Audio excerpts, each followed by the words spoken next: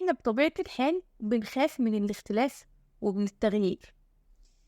فلمّا بتيجي تقول لحد خلّيك على طبيعتك، خلّيك على راحتك، طلّع شخصيتك الحقيقية من جواك واتعامل بيها مع الناس، سيب اللي المفروض واللازم واللي الناس هتقوله أو الناس عاوزاك تبقى شبهه والقالب اللي أنت حاطط نَفْسك فيه ده، واطلع برّاه واتعامل بطبيعتك.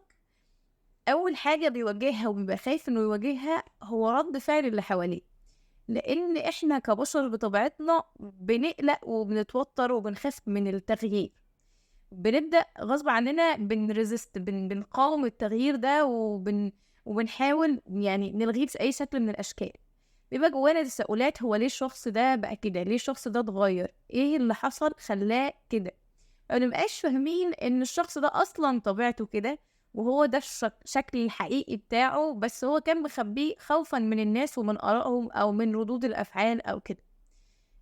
العملية دي بتاخد وقت، لكن بعد الوقت ده بتحس إن أنت مرتاح ومبسوط وحابب نَفْسك زي ما هي كده، ومش مضطر إنك تبقى بشكل معيّن عشان بس اللي حواليك ما يتخضّوش من إن أنت بقيت على راحتك.